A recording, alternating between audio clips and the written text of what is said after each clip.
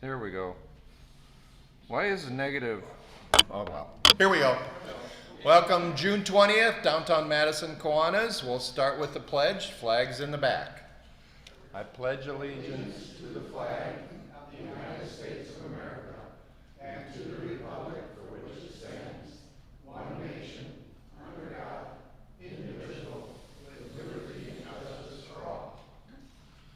We have, I believe, 20 members and 2 online, and we have some guests which we'll take care of later.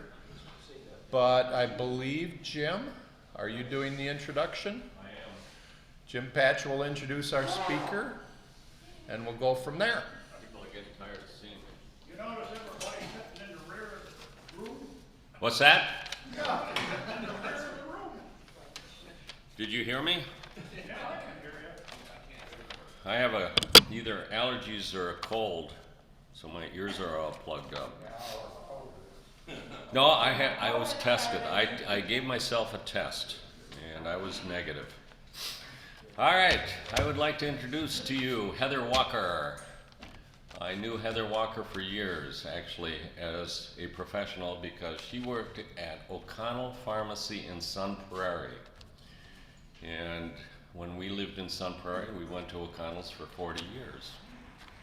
In fact, we went to it even before it was O'Connell's. But Heather, I think Heather became a pharmacy at O'Connell's probably around 2000.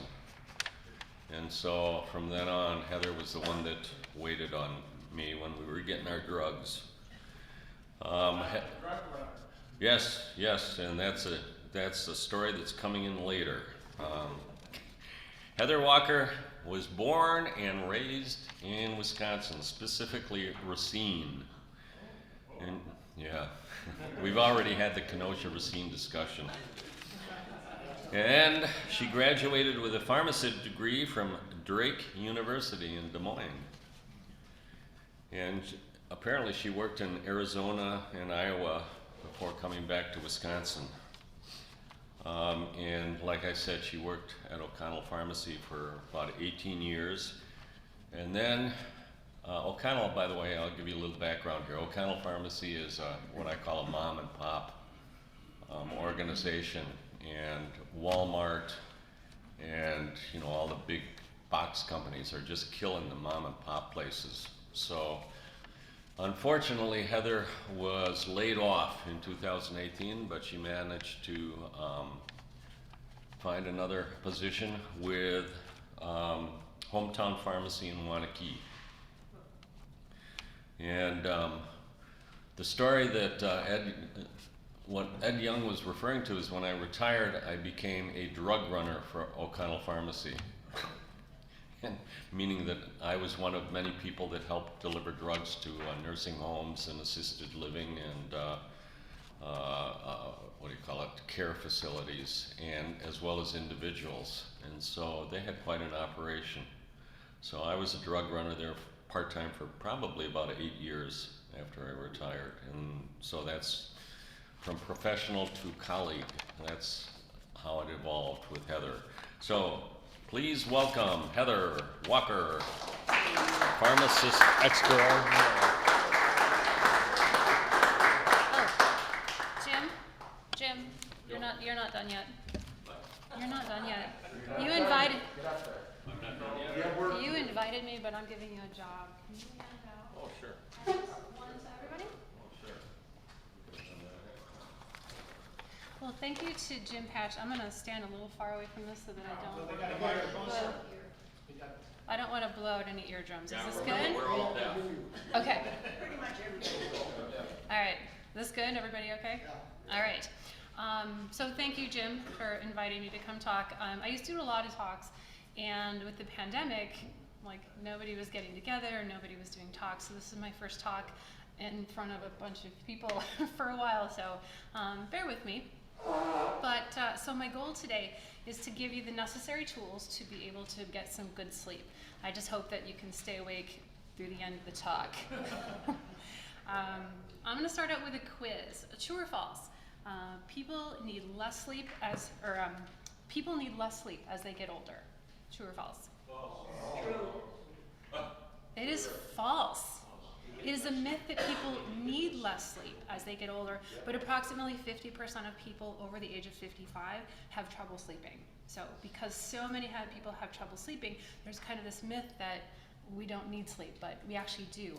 Does anybody know how much sleep we actually need?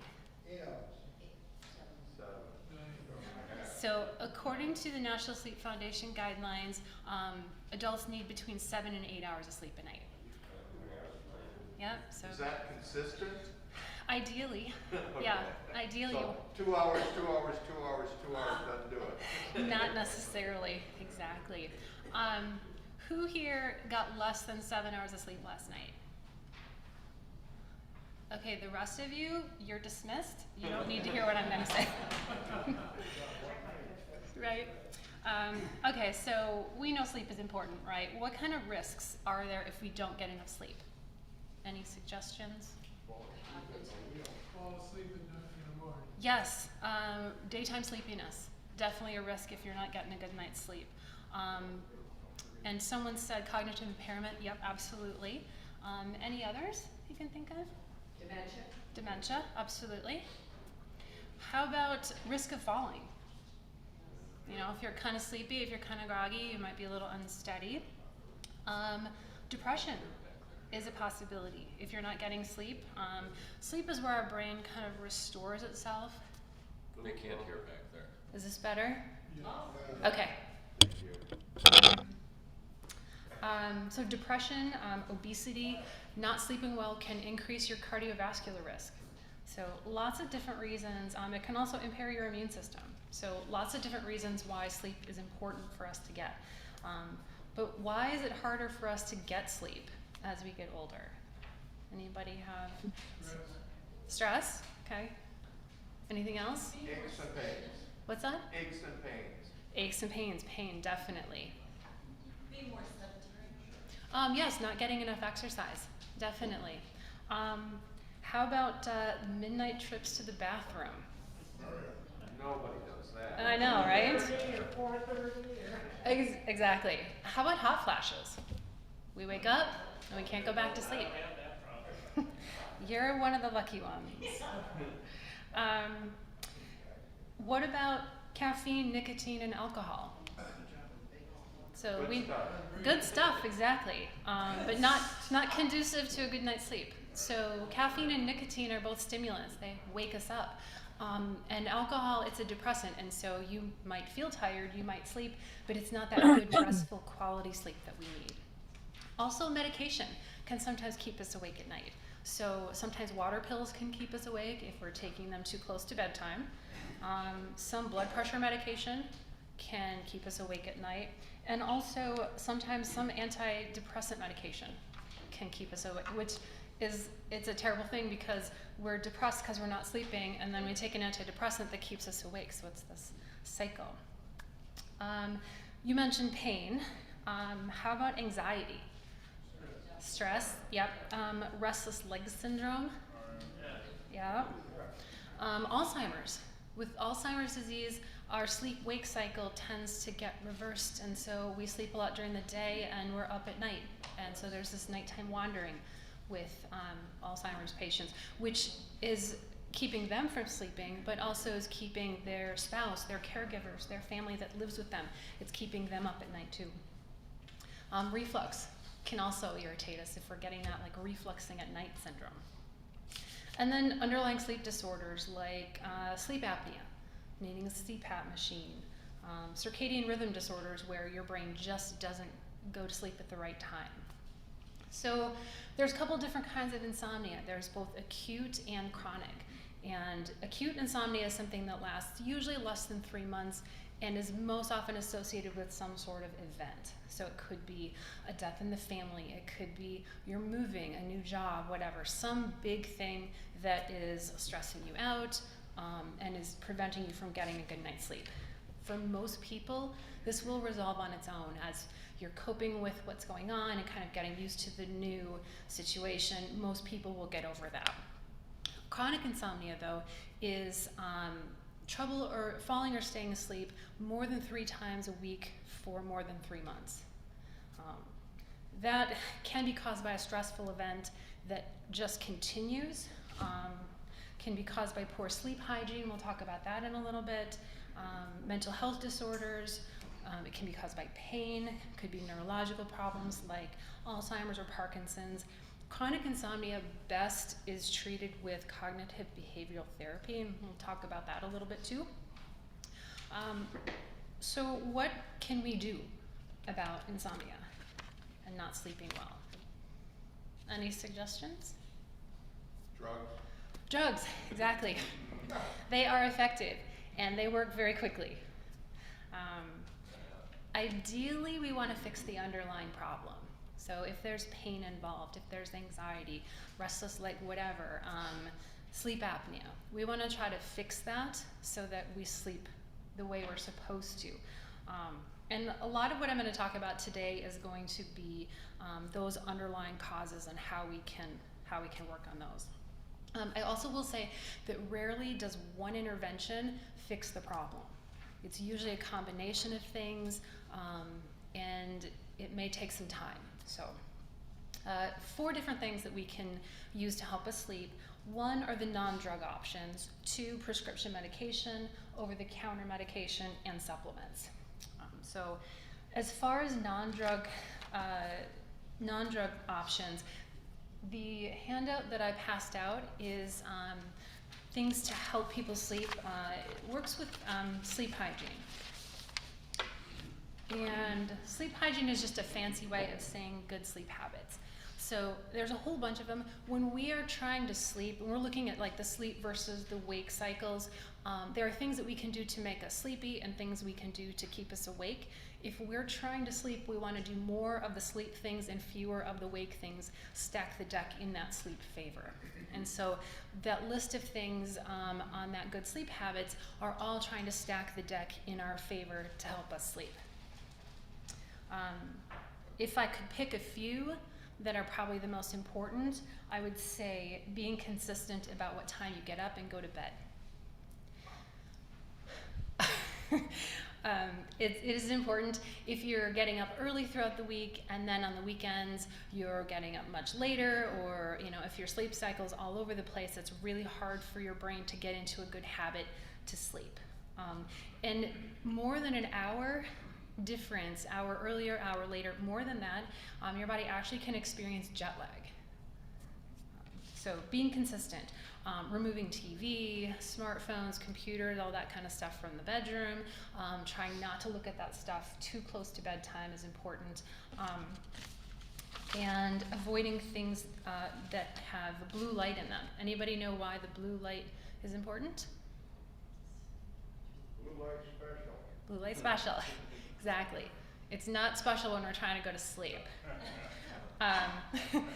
Blue light affects the amount of melatonin that our brain produces. So I'll talk a little bit more about melatonin. I've got some options here.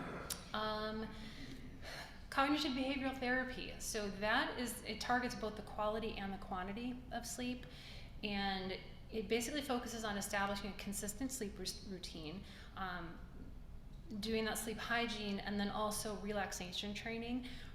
Cognitive behavioral therapy definitely requires effort, but for chronic insomnia, this is the best way to kick that. And by kicking it doesn't mean that you'll never have a restless night's sleep. Just means that it should be few and far between. Okay, so on to medication.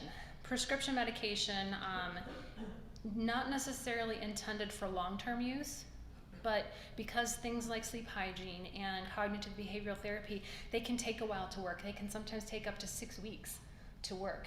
6 weeks is a really long time to not sleep well. And so we have to balance the risks of medication with the risks of not sleeping, because we know those are bad too. Prescription medications, super effective. They take effect very quickly. You're gonna sleep most often the first night you take that sleeping pill. But they can sometimes have a hangover effect for the next morning. And then some of the sleeping pills we see sleep-related behaviors. So sleepwalking, sleep eating, even cases of sleep driving. Imagine waking up behind the wheel of the car in a parking lot somewhere and not knowing how you got there. Or you wake up in the morning and you come out to the kitchen and there's, you know, plates and food and stuff all over the kitchen, but you don't remember eating that. It puts your brain to sleep, but you can still be woken up and like do things, say things, drive, eat, and have no memory of it the next day. It's rare. It is really rare, but you know, it's one of the probably worst case scenarios of that. All right, so over-the-counter medications.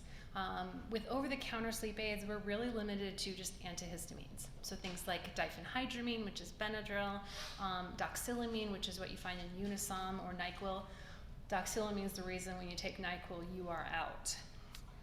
They get the job done, but they're not the greatest. They don't necessarily promote a restful sleep. They just put you out.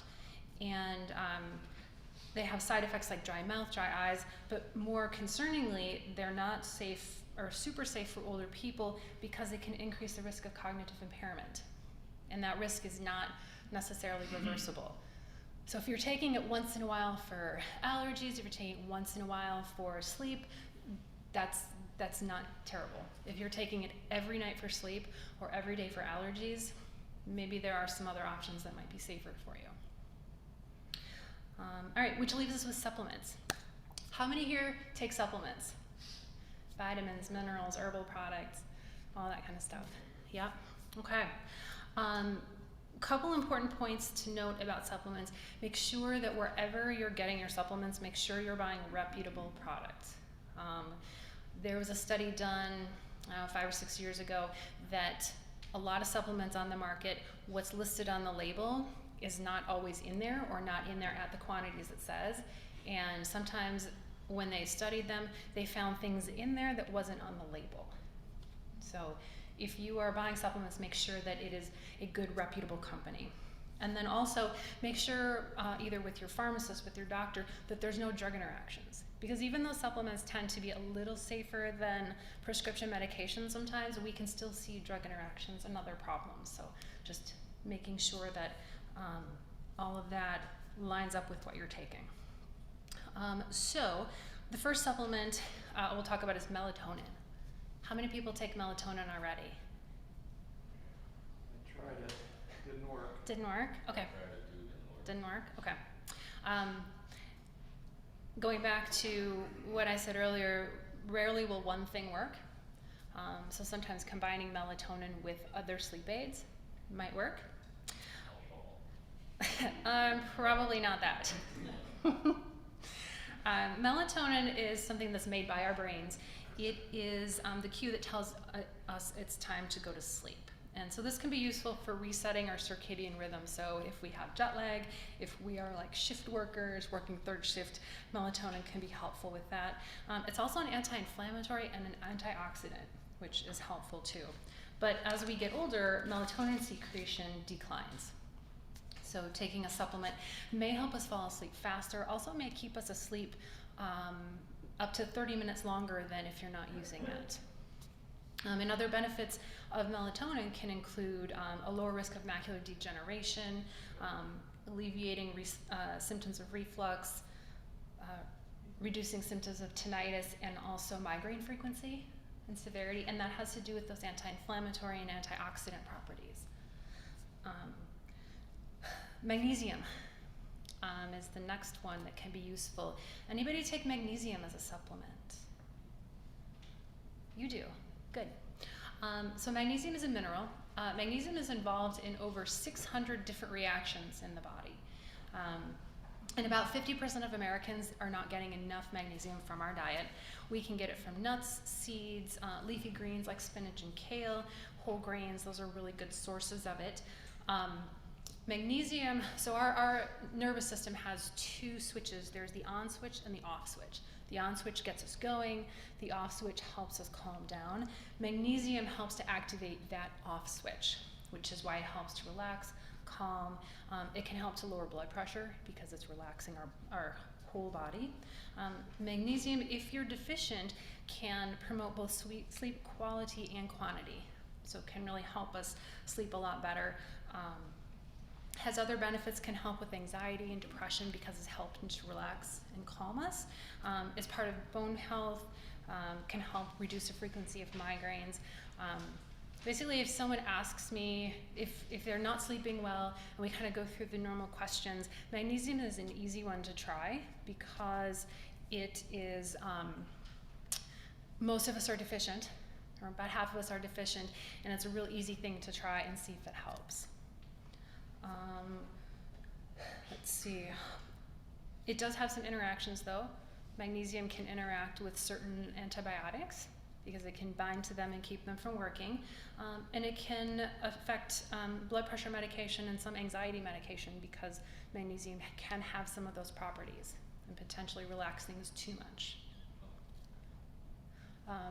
A quick note about magnesium: if you're buying magnesium, there's different forms.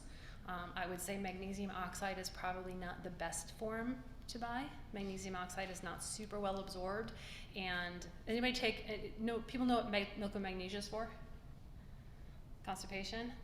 If you're taking lots of magnesium oxide and not enough is getting absorbed into the body, you're gonna left with that in your gut, and it may cause diarrhea. So if you're looking at magnesium, you want something that is reacted or chelated, other forms of well-absorbed magnesium. The next one is CBD oil. Anybody use CBD oil? Tried it. Didn't work? Okay. So CBD oil comes from the hemp plant. It is not marijuana, but it can contain up to 0.3% THC. If you get CBD that has THC versus CBD without it, the one with THC generally works better because the THC, the CBD, all the other compounds in there kind of augment each other, and they all tend to work a little bit better. Okay. But there are some people who shouldn't have the THC, so you can find it without the THC. CBD doesn't really cause drowsiness, but what it does is it does a good job for lots of people of helping to address the causes of insomnia, so pain, anxiety, things like that. With CBD, we want to start with low doses, maybe 10 to 20 milligrams a day, and titrate up slowly. Some people will notice an improvement within a couple days. Other people, it might take up to 4 weeks to notice an improvement. So give it a try, stick with it for at least that 4 weeks before you say it doesn't work. Can also interact with other medication. There is a prescription medication of CBD that's been approved to treat seizures. The doses for that medication are 600 milligrams per teaspoon, so doses range up from there. When I'm recommending doses of CBD, I'm recommending doses in the 10 to 20 milligram range. I rarely see people getting doses above 60, and a lot of the drug interactions, side effects, they are dose related. The higher the dose, the more likely you are to have side effects or drug interactions. So even if you're taking medication that you might think would interact with the CBD, because of a low dose of CBD, it might be fine to take. You just might need to monitor a little bit more. Let's see. Again, buy it from a reputable source. The gas station's probably not the best place to buy your CBD because of the issue of potential drug interactions, dosing, things like that. It's a good idea to buy it from a pharmacy, from a pharmacist who knows what they're talking about, who can answer your questions. Other benefits to CBD can be pain relief, helping with anxiety, those types of things. We're getting pretty close to the end here. Do you have questions? Yes? I have cardiac issues and I'm on a low salt diet. Okay. Or a potassium salt instead. Okay. Okay. Any connection? Not necessarily. Low sodium means low salt means no sodium. Magnesium is another mineral, so it's potassium. And so is potassium. Yup. Sodium is the one that really causes a lot of the fluid retention, which can be an issue with cardiac problems. So making sure you're getting enough potassium, magnesium, that could possibly help. As long as your kidneys are healthy, most people can safely take a magnesium supplement. Is that Magnesium citrate is another one that we can use to like clean us out. Like those bottles of mag citrate, that will help to clean you out. Magnesium glycinate. That's and there's glycinate, there's bisglycinate. And honestly, if you're looking for a good magnesium supplement, finding one that has a blend of like 3 different forms of magnesium, because your body has 3 different pathways that it absorbs magnesium. So if you're getting those 3 forms, you're hitting each pathway, you're going to get more in your body and less left behind in the gut. How long would you suggest trying that to see if it works for you? The magnesium, I would say anywhere from 2 to 4 weeks. If you're deficient in magnesium, you're going to notice an improvement much sooner, because it's going to bring your levels back up to where they should be and help your body do what it does. If you're not as deficient, or you're just a little bit deficient, you may only notice a slight improvement. But because it has those relaxation properties, magnesium can be useful for restless leg syndrome, leg cramping. Is there, as long as we're on magnesium, Yeah. how many milligrams? I mean, if you're getting the magnesium oxide, which is not the better of the one, maybe 400 milligrams. But if you're looking at some of the reactive products, anywhere from 100 to 200 milligrams is usually okay. Trying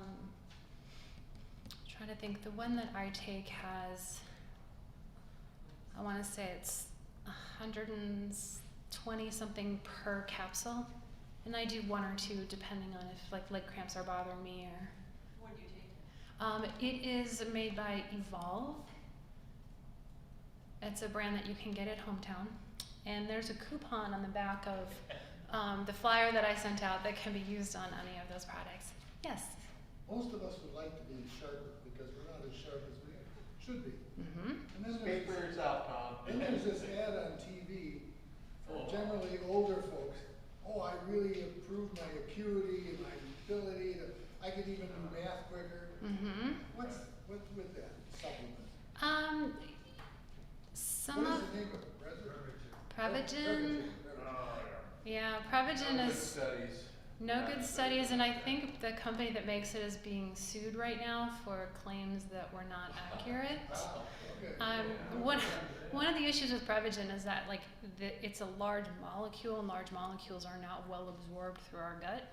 And so if you don't get it absorbed, it's not going to do anything. I mean, there are some supplements that have shown improvements in concentration, in mental acuity, things like that. L-theanine is another thing. It's on my list of supplements that can help. L-theanine helps with, it helps relaxation. It can help improve your focus, especially if you're combining L-theanine with caffeine, like those 2 together, like laser focus. Yes. You mentioned blue light earlier as a problem. Yes, I did. Thank you. I've noticed that a lot of alarm clocks and clock radios and so forth have red light in them. Is that better? It is, and I'm glad you mentioned that. Blue light prevents our brain from secreting melatonin. So our melatonin levels, as the day progresses and it's starting to get darker outside, that darkening cue tells our brain, oh, let's make melatonin. So melatonin levels go up, and then you go to sleep, and then they come back down during the day. But if you're looking at blue light late in the day, so computer screens, phones, TVs even, that blue light tricks your brain into thinking, oh, it's still the middle of the day, and so your brain's not releasing the melatonin like it should. So that's why we want to avoid blue light. They do have blue light blocking glasses, so like if you have to work late into the night, wearing those glasses can help block that and prevent your brain from thinking it's noontime. Are there Yes. any correlations with COVID and insomnia coming on? It's a good question. I don't know. Okay. I would imagine so. We've seen stress, anxiety skyrocket during the pandemic, and we know that stress and anxiety keep people from sleeping. So if you can correct those 2, you're going to sleep a little bit better. But as to whether an actual COVID infection or like post-COVID or long COVID, I do not know. Do you have a comment here about naps? So do I. And, so sometimes, 15, 20 minutes, but you say not more than 30 minutes. There's times when I've taken a nap and I wake up and it's been an hour and a half. So if you're taking long naps during the day, then you're getting some of that rest requirement so that you're not sleeping well at night. I would say if you're napping during the day because you did not sleep well at night, then we need to figure out why. I sleep well at night. Okay, then they do say to try to limit naps to like 15 or 20 minutes if it's an accidental nap that lasts longer. I mean that happens. Good for you. Exactly. Those accidental naps do happen. If it is a planned nap, I would probably set an alarm for like 15 to 20 minutes. Maybe 30, but yeah. Yes.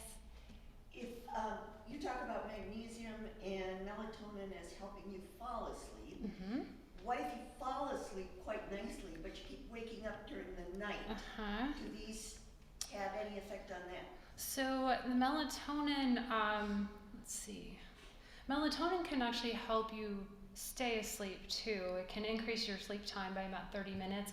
There's other things. L-theanine sometimes. There's a supplement called GABA, G-A-B-A. GABA can sometimes help you sleep because it's helping to relax you. Glycine is another one that's a powder. It's an amino acid that can help with that. A lot of times, if you're not sleeping great, there's going to be kind of a blend of things that help. We have a sleep, Evolve Sleep that we sell. It has melatonin, magnesium, and L-theanine.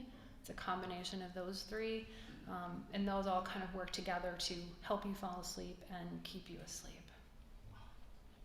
So that's a brand name or a It is, yeah. Evolve Sleep? Evolve Sleep, yeah. And at this point, I think you can only get it at the Hometown Pharmacies. It's our own brand. So, sorry.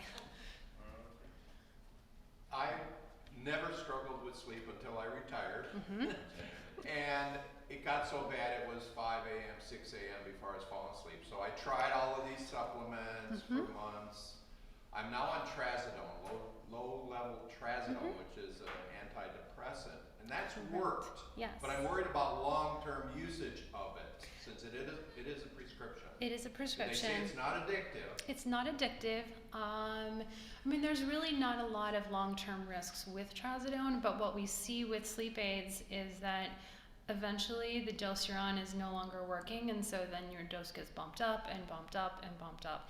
And so I would say that's where we go back to the sheet, strategies for a good night's sleep, and try to incorporate as many of those in. Like I say, a pill, easy, so easy. Glass of water, pill. Sometimes you don't even use a glass of water. Pill in, and you're done. But all those changes, those lifestyle changes, that's the hard thing. But they're the things that work best for us. Yes? So I'm speaking for my wife who was unable to be here. She has restless leg and has had it for many years. Was on Requip for 10 years or so. Can't use that anymore. I guess that drug is, I don't know if it's still on the market, but anyway, she can't use it. Is there anything else that can help this particular issue? I would say starting with a magnesium supplement, just because it's a really easy thing to do. Magnesium is not super expensive either, so it's a really good trial.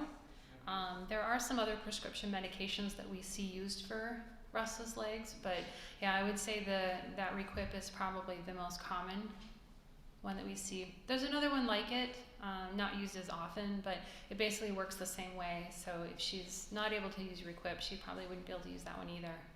So I'd say a magnesium supplement to start. Because like I say, as long as kidney function is fine, I would try that magnesium supplement. Yeah. Yes? Is a powdered magnesium as effective as a pill? Absolutely. Yes. The powders that you add to water, it dissolves a little more quickly than the capsule that you take. So if you're using magnesium to help you sleep, you want to take it before bed, and you can do it anywhere between 30 to 60 minutes before bed. If you don't want to be up in the middle of the night, you probably don't want to take it with a whole bunch of water, but you do need to take it with, I'd say, at least 4 ounces of water just to get the pill down. Yeah, you're welcome. Yes? What is the impact on my sleeping habits when I have to get up once or twice in the night for a bathroom? I know. If you are able to go back to sleep relatively quickly, there's not that much of an impact. If you find that you feel well rested the next day, it's probably not impacting you. But if you get up to go to the bathroom and come back and you lay there for 2 hours wide awake, or if you go and go back and you get up in the morning, you're just like, I'm so tired, I can't even stay awake. Or if you're sleeping till like 11 o'clock because of that, then it's impacting you. So basically, how are you feeling during the day? Me? Mm-hmm. I have regressed to being on a farm in the 1950s when we went to bed at 9 and got up at 5 a.m. Mm-hmm. And doesn't make any difference what else is going on. That seems to be where I am. And it's a shifting in our circadian rhythm. So, you could try messing with that by keeping lights on a little bit later and taking melatonin a little bit later and see if it shifts everything forward. But that early to bed, early to rise I hear that a lot. Yes? With being able to go over like a list of supplements, is that something you'd set an appointment with the pharmacist for? Yes, absolutely. Do you actually do that? Do you find that that's okay? I do, yeah, I do. I just did a supplement consult about 2 weeks ago. The number of products the gentleman was taking was probably in the 10 to 12 range. Some of them were overlaps, so we were able to weed that out. I think we got him down to maybe 5 or 6, so we got it down by about half. Yeah. Do you have a follow-up with him? Not yet. It's just been recently, so yeah. Yes? You haven't said anything about dreaming, active dreams when you're trying to sleep. Yeah. So that would probably fall under like the sleep disturbances. So things like sleepwalking. There's something called, I think it's REM sleep disorder, where you're like acting out your dreams. I would say if that's what is keeping you awake at night, supplements, prescription medication, you're going to want to probably see a sleep doctor, have that looked into. That's Change the dream. next level. Or change the dream. Yeah. Good luck. I know. Any other questions? I know they use, where you go into the sleep clinic and they monitor you, I assume EKG, heart, everything. Is that Brain a waves. benefit? Brain waves to try to figure out what the problems are with your sleep? It definitely can be. So if it gets so bad, that's probably the next step with drugs not helping, supplements. Yeah, and I would say, I mean, if you're kind of in that acute insomnia range where it's been, less than 3 months, you're not sleeping great, I would say that's the time to start really hunkering down on sleep hygiene. Just making sure you're getting a good sleep schedule, all that kind of stuff, trying to eliminate caffeine at least late in the day, all that kind of stuff. If that makes no difference, and during that time you can add supplements in or OTCs in if you just need to get a good night's sleep. But if after that 3 months, like there's been no improvement, then I would say a visit to the doctor is the next best step. They may send you to a sleep clinic because sleep apnea is super common. And the sleep clinics can determine if you have sleep apnea. They can. That could be deadly. That can be deadly. Yep. You have avoid frequent use of sedatives. Is Tylenol a sedative? Tylenol by itself is not a sedative, but Tylenol makes a product called Tylenol PM that is a sedative, and that has diphenhydramine, just Benadryl in there. And it's that Benadryl that makes you sleepy. So occasional use of that, a couple times a month, probably not a big deal. Yes? Going back to the sleep car, driving a car. Sleep driving, yeah. Yeah, maybe I'm getting, this happened a while ago, I read it in the newspaper, and maybe I'm getting everything mixed up. I need that supplement to keep sharp. There was a court case where somebody, if I recall correctly, somebody killed a person. And the defense was sleep driving.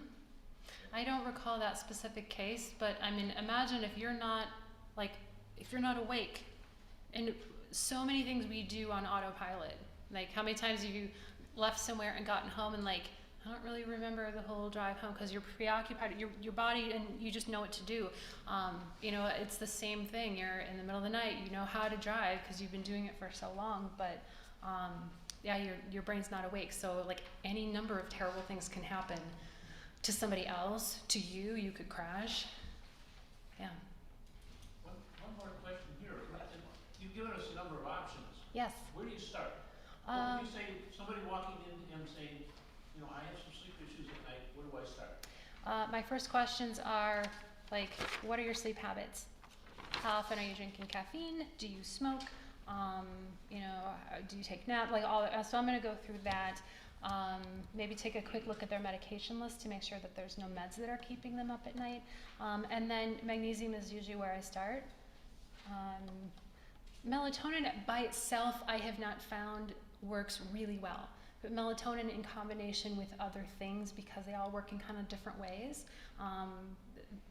that can help a little bit more. So yeah, I mean, there's a number of supplements that we have. I rarely recommend like the over-the-counter Benadryl or that, just because side effects. And also, if you're deficient in magnesium, if we fix that, you may sleep better, you may have less anxiety, your blood pressure may go down a little bit. So like if we're correcting actual deficiencies, we're bringing you back to where you should be. Yeah. Got another. Last one, Jim. Unless somebody else wants to. No, last one. Sorry. Okay, so let's say, you know, every year I get blood drawn, I get measured, and I'm right normal for magnesium.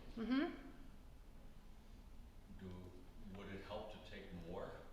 Potentially. The magnesium is a range. Yeah. If you're on the lower end, you could bump that up to a higher end. That would help. Potentially, yeah. Yeah. Right. Thank you very much. Thank you guys. Thank you so much for having me. Hometown in Wanakee. Hometown in Wanakee is where I am. Not all of our pharmacies do supplement consults, medications consults, that type of thing. So if you're interested and there's one that's closer to you, you can always call them, or you can come out and see me in Wanakee. Thank you. Thank you. And I will stick around for a little bit. I don't have to. We're done at one. You're done at 1? Okay. Okay, Meg has the moment of reflection, so I will turn it over to her for a minute.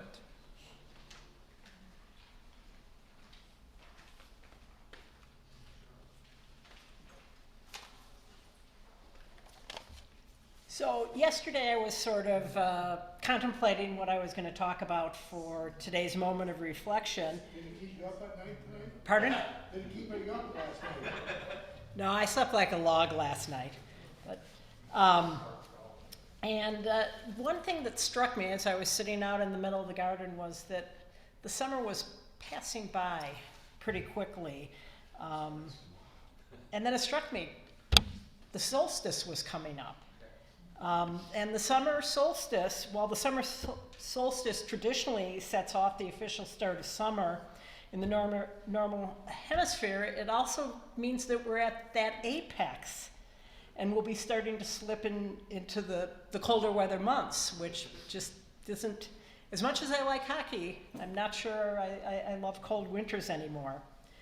And it certainly isn't going to feel like we've slipped into winter today or tomorrow or probably any time this week. But a little bit about the solstice. The term solstice comes from Latin, sol for the sun, stitum for still or stopped. It's used to describe the exact moment when the poles are tilted to their maximum towards or away from the sun. And it occurs when the sun is directly above the Tropic of cancer, at least in the northern hemisphere. And this year, tomorrow morning at 4:14 a.m. is the solstice. I'm not sure I'm going to get up and celebrate it quite at that time, but maybe some of you who are having trouble sleeping will be able to greet the solstice. There's a lot of traditions that are observed around the solstice, and some of them date back to the Stone Age. The significance of the summer solstice to the ancient cultures had many aspects, including the calendar, crop planting, moving their camps or housing to a location for nomadic people, and animal cultural ceremonies. The Romans celebrated the arrival of summer with a religious festival in honor of Vestas, the goddess of the hearth. In ancient Greek, the summer solstice sometimes marked the new year and became a time to hold the festival of Cornus, the god of agriculture. Even slaves at this time were allowed to break social codes and participate in the festivities. The alignment of the two of the great pyramids in Egypt suggests ancient Egypt observed the summer solstice as well. That's because if you're standing directly in front of the Sphinx, the sun sets precisely between the V of the two pyramids. Many Native American tribes also performed solstice rituals. The Sioux took part in a ceremonial sun dance around a tree while wearing symbolic colors. Researchers also believe that the Wyoming's bighorn medicine wheel, which is an arrangement of stones, has been found to align with the rising sun on the solstice. Since we in the northern hemisphere suffer relentless winters when we're far from the equator's warmth, we understand why cold climate countries truly rejoice around the summer solstice. Solstice celebrations traditionally involve some sort of fire to represent the sun. In order to banish any evil spirits that might harm the crops, the ancient Irish would light bonfires. This is a time for singing and dancing and feasting. It's customary for lovers to clasp hands and jump over the bonfires. This was thought to bring luck to their relationship, I suppose, if they survived. Yeah. And then the last thing about celebrations is Sweden is the unrivaled champion of midsummer celebrations. Their festivals marked by a decadent indulgence and rooted in paganism are some of the most important in the Scandinavian countries' calendars, and which unite Swedes of all ages, and eating traditional foods such as pickled herring, salmon, and potatoes, as well as the flower wreath. So Sharon, I did a little bit of scouring, and there are a lot of sayings about the summer and the solstice, and I'm going to just mention a couple of them. Summer is the annual permission to be lazy, to do nothing and have account for something, to lie in the grass and count the stars, to sit on a branch and study the clouds. A perfect summer day is when the sun is shining, the breeze is blowing, and the birds are singing, and the lawnmower is broken. However, we need to remember that for those who live in the southern hemisphere, tomorrow is the shortest day of the year and marks the arrival of winter. Both winter and summer solstices are expressions of love. They show us how the opposition of light and dark, expansion and contraction that characterize our experiences in the earth school, so that we can recognize our options as we move through our lives. Enjoy this midsummer day, however you please.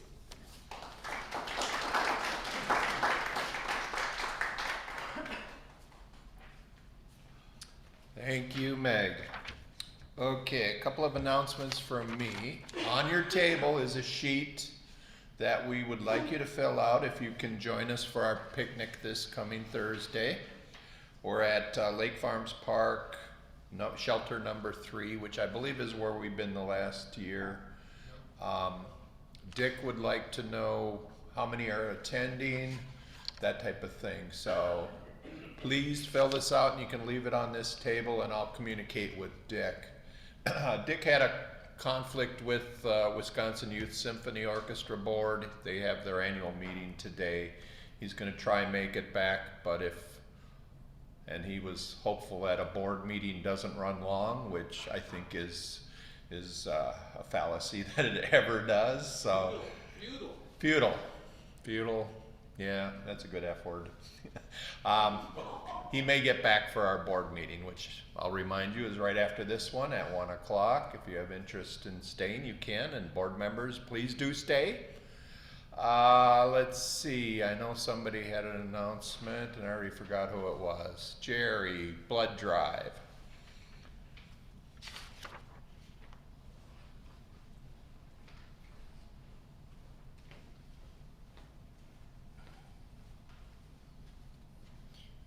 I haven't been up here for the last couple months and I'm sure you all missed me. But we do have a blood drive on July 19th, that's a Tuesday. We haven't had one for about 2.5 months. For some reason it just worked out that way.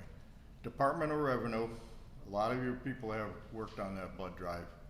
I've got an open slate right now and Bob Rand has told me he wants to work at the blood drive. And same hours and everything else, and you can sign up on the website, and you can also let me know, and if I don't hear from somebody in the next couple of weeks, I'll probably send out an email to those people that normally work on the blood drive. So thank you. Any other announcements?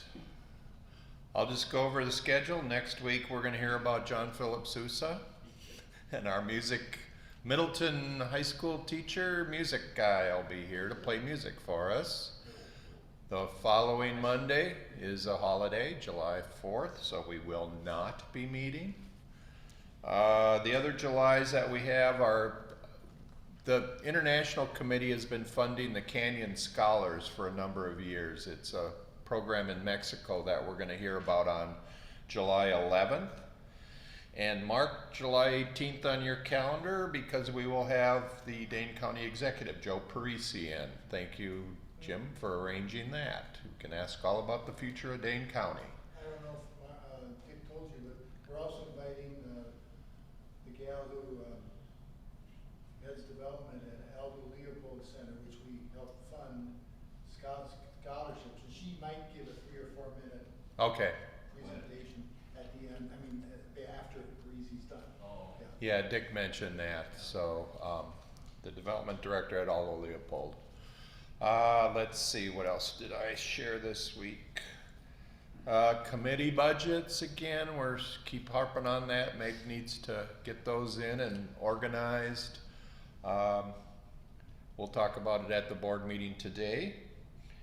And lastly, in my mind, is the Miracle League. We've had to cancel a few games because it would be ungodly hot on the field, so I'm guessing tomorrow will be canceled, but I'm planning on going Wednesday because it's only supposed to be in the mid-80s.